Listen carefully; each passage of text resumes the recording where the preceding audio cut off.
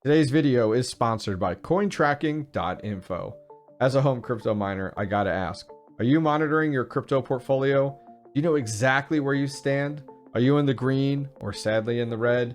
Cointracking is a one-stop shop for your crypto asset management. Their automated online platform allows me to view my current portfolio anytime. With Cointracking's robust API system, my exchange and wallet transactions are always pulled in real time. Finally, when it came time for tax season, like this year, I could generate all my tax reports with a few clicks. My accountant was thrilled.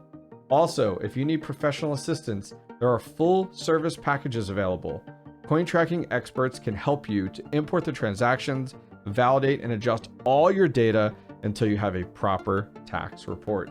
Use the link in the video description to get a 10% discount for all subscription plans and get an extra 5% for your Bitcoin payments.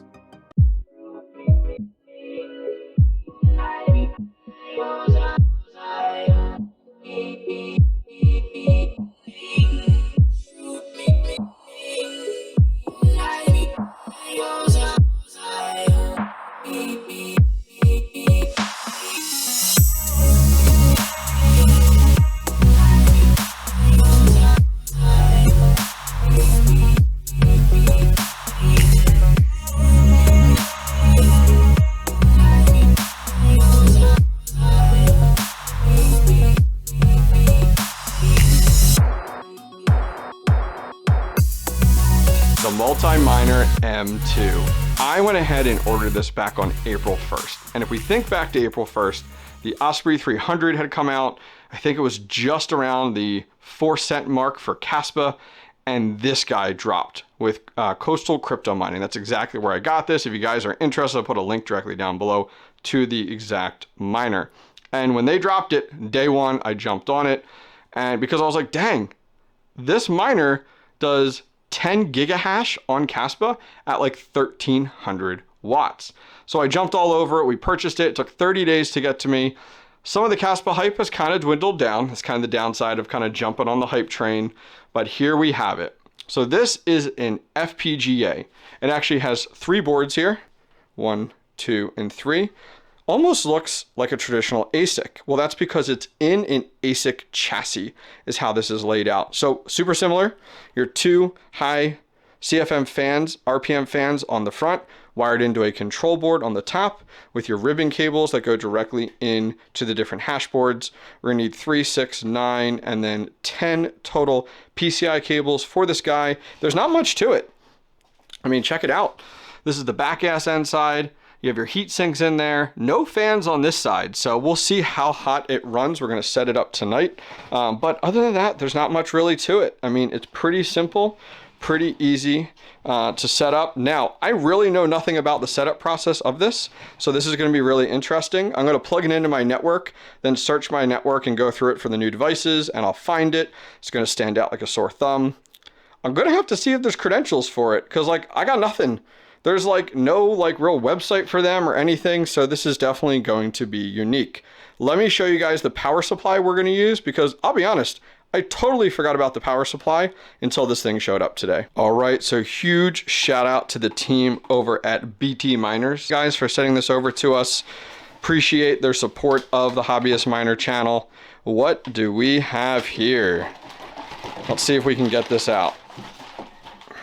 I am not as skilled as Red Panda Mining in the one-handed craftsmanship of unboxing things. So here we have a power supply that I've been wanting to get my hands on, and I've been reaching out to different vendors recently trying to get one. BT Mining had a handful of these and they went ahead and hooked us up. So once again, huge shout out to BT Mining. I'll put a link directly down below, guys. This here is the APW7. Now we have a few L3 pluses, and we're used to dealing with the APW3. And actually, I want to do a video in the future comparing the APW7 as well to the 3 when it comes down to efficiencies and sound and stuff like that. So look for a future video. But APW7, nice thing about this, it has significantly more watts, or about 1800 watts here.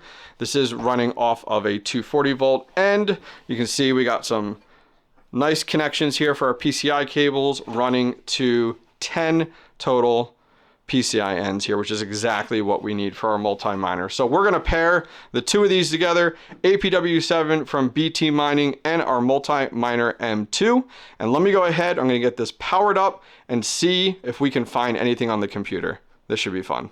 All right, we're gonna test this out in our, it was a mining closet at one point. Now it's become complete storage. As you guys can see, lots of goodies in here, lots of hardware we gotta roll out. All the fun stuff. All right, so this is gonna be our first boot. We do have our PCI cables all plugged in. I did Velcro them together too to keep them as much as I could off to the side so it's not directly behind the exhaust here. We'll check our ribbon cables, make sure nothing got messed up in shipping, as that's important. We do have the two fan cables here for in the front. I thought about in the future if I needed to. I do have some extras of these. If it gets really warm, I can add these probably to the back side and put some type of fan splitter or something in there. We'll have to look at that. APW7, man, why don't you have the toggle switch?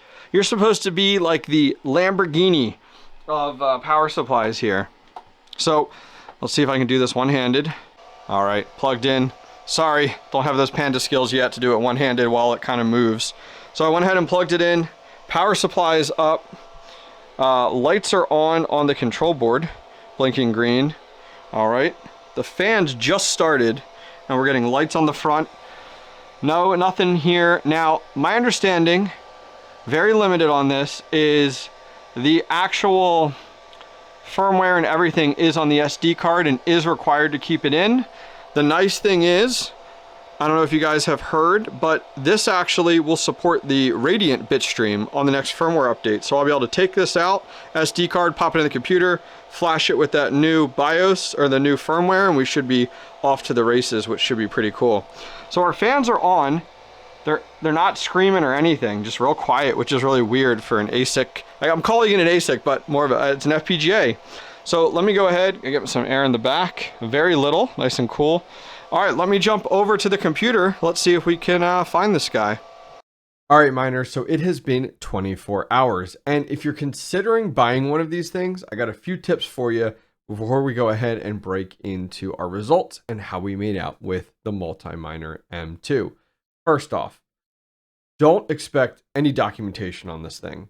There is no real YouTube videos. There's no setup guides. There's no manufacturer website. There's no manuals.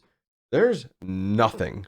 So it is very much, at least for me, and I'm curious if you have the same situation. If you bought one of these, you're kind of figuring out as you go.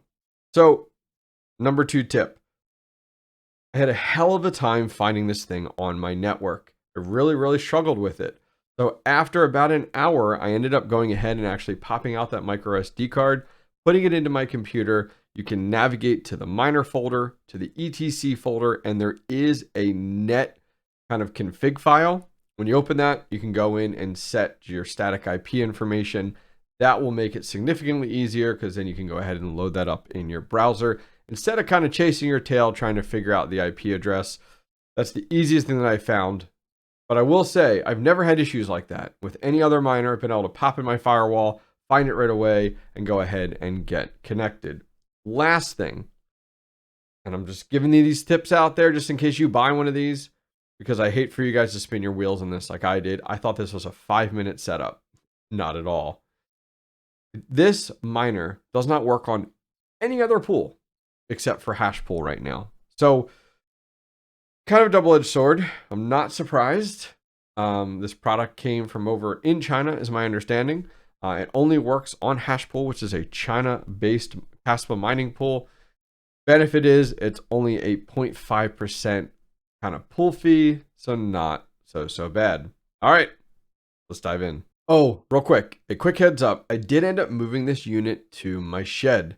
My family was hosting a party here earlier today for my daughter, and this unit was screaming in my mining room because it ended up being in the high 80s, sitting in there mining for quite a number of hours. I don't really have any airflow in there anymore. So I did move it to my mining shed, and it now runs completely quiet with great airflow. So as I said, about 24 hours since the very beginning of this video, and we're up and mining with the MultiMiner M2. But I'm super disappointed, and I'll explain why. Well, let's talk about the performance of the MultiMiner M2. So we're over on hashpool.com. I'll put a link directly down below to my dashboard. And you can kind of see the graph here of how this thing has been performing. So we got it up and running yesterday, last night. We let it run for quite a bit of time. And you can see, I mean, we got some peaks in here for our hash rate performance, 7.56, 7.17, 8.94. I briefly saw this unit hit 9, but most of the time it was 8 or 8.25, 8.5, somewhere right around that average of that 8 number. Now, if I go ahead and refresh here, you can see we're at right now, this very minute within, well, should I say within the last 10 minutes, we are hashing right now poolside at 6.72. And our watts are about 837 watts at the wall running on 30 amp 240 volt. And you might be kind of wondering, you know, kind of where my disappointment is. Well, it's actually in the performance of this unit. And let me explain why. So here's what we purchased. MultiMiner M2. And it is versatile. You can select all of these within the miners, and I'll show you the miner side of this. Ooh, it is very lackluster. But you see here we have KASPA 8 gigahash at 1000 watts or 10.5 at 1300 watts. Well, quite a few things here. We rarely see 8 gigahash. We're not seeing 1000 watts. We never see 10.5 gigahash, and we never see 1300 watts. So that's really been my challenge right now of like, okay, this unit isn't performing the way that I expected and that Coastal Crypto Mining has on their website. My understanding is there's actually quite a bit of a miscommunication here. I'm not blaming Coastal Crypto Mining. I think this is bad information from MultiMiner, or we're missing some significant information about this unit to get to some of those results. So let me show you real quick. So the miner itself is super lackluster, as I said. This is it. You can't even see the hash rate of the entire unit on the miner page. If you look at the top, I did just go ahead and reboot this a little bit ago, but it's only been up for an hour. I did do testing at 18 hours, 12 hours, like it didn't matter. I thought maybe this unit would need 12 hours plus, like some other FPGAs I've seen, like the Ice River and stuff like that. I checked at 12, I checked at 18 hours. I wasn't seeing any difference. So we're up for an hour and 15, 16 minutes now. There's my pool in the top right-hand corner, which is hash pool. We do have the board power and temperature there. And then each of these is our hash boards with the individual FPGA chips. So we're looking good right now. Everything's really running well. I can't really complain. But if you go over to the pool side here, this is all we're seeing. Like, this is it, guys. This is it. You literally get to pick your coin at the top. So KASPA. Our pool URL is, here's that hash pool there. Here is my wallet address .m2, which I listed it at, and no password. That's it. There's nothing more in here. And I'll show you as well. Settings. This is the IP information that I put in that file. Fan speed. And there's an alarm temp. And then there's an upgrade option. So this is where you would, if you got a new firmware update, which I think is really interesting because the build date is April 17th, 2023. And I bought the unit April 1st. I believe it shipped out within a week or whatever. So I'm not really sure how the build date is that date. I don't really know, but this is it. This is all we have on this unit. And so there's no area to be like, what I'm looking for is like an intensity option or a profile option so that we could pick between like KASPA 8 gigahash or KASPA 10.5 gigahash based off of our power situation. There's nothing like that. And my challenge is we're not getting that performance. And when I start to scour the globe, and I actually didn't find this, another community member found this. I didn't come across this at all. There's nothing really out there in Google. There's an article over here on 1024 Miner. I've never heard of this site before. But these stats right here line up with the unit I got, which specifications 7.5 gigahash, which is kind of what we're seeing at 850 watts. We're about 837 at the wall. So, okay, that's within that 1% there. But this unit is what I got, it looks like. But it's not what I expected, not what I expected to purchase. And so I'm kind of concerned here as to where we go. Yeah, right here, 7.5 gigahash plus or minus 5%. Power 850 watts plus or minus 5% as well. So that's what we got here. And so these stats on this page are super, super accurate to what we have now on this 1024miner.com. But where do we go from here? So as I said, super disappointed, bought the unit, waited over a month to get it, finally got it, and it's not performing at all the way that I was expecting when I bought the unit. What most attracted me was that 10.5 gigahash at 1300 watts. That 10.5 gigahash equates to about 20 3070s, which we got the unit for, I think it was like $1,850 or $1,900 that we actually paid with Ethereum actually to buy this unit. And I was all about it because I was like, okay, if I was to buy 20 3070s, we'd be about $6,000. And this was only about $1,800 to $1,900. So, and the power, the watts would be right around that same area for 3070. So this was a no-brainer to me. And my goal was to take this unit, put it on KASPA, and then take the rest of my GPU rigs and put them on other coins out there that I've been more interested in mining recently. So my game plan is over the next few days, I'm hoping once we get into the work week that I can work with Coastal Crypto Mining with reaching out to this MultMiner vendor, supplier, whoever this came from that supplied these stats, and find out, do we have a older firmware? Are we missing this firmware that lines up with the advertisement? That's what I'm hoping. That would be like the easy win. Or is there an area that I'm missing? Now, I did find a file, a config file on this unit, that there are some core voltage variables that you can adjust. They're all set to 1000 right now for core voltage 0, 1, 2, and 3. So I'm like, ooh, can we adjust and play with these? But I don't want to do anything that's going to risk this being problematic or like a warranty issue or anything like that quite yet, at least. So we're going to wait to mess with those. I'm hoping we hear back from Coastal Crypto Mining this week.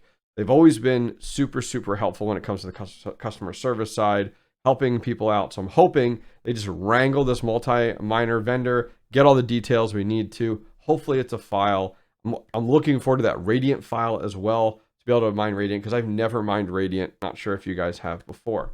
Now, last question I'll leave off on. Should you buy one of these? Not yet. I would not buy one of these units until somebody like in my role or another content creator or someone else that you respect their opinion from and that you get some of these details from comes back to you and says, my unit's working exactly as expected. It's not right now. So please don't watch this video and pause it and go buy it, because I would wait until you can get what you expect, and then we can go from there. Well, guys, hopefully you enjoyed today's video. A little bit of rambling on in there, but we ran into quite a curveball. If you enjoyed the video on the MultMiner M2 and you want to see a follow-up video to hear how we end up making out with this unit, give it one of these and comment down below on your thoughts. If you know something I don't, please let me know. I'm learning as we go along. All right, guys, have a good one. Today's video is sponsored by Crypto.com. As a home crypto miner, it is crucial to have your cryptocurrency at your fingertips, and the Crypto.com app can help.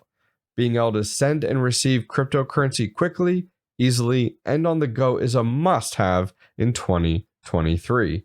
The Crypto.com app allows you to utilize your cell phone as a gateway into the crypto world, no matter where you are. No matter if you're looking to buy, sell, send, or receive crypto on the go, the Crypto.com app has you covered. If you're looking to liquidate your mined crypto often, you can set your GPU mining rigs and ASIC miners to mine directly to your Crypto.com wallet, making it simple and easy to cash out quickly. Download the Crypto.com app today and give it a try. No harm in testing it out, poking around, and seeing if the Crypto.com app fits your hobbyist miner needs. Guess what? Use the link in today's video description to support the hobbyist miner entirely free.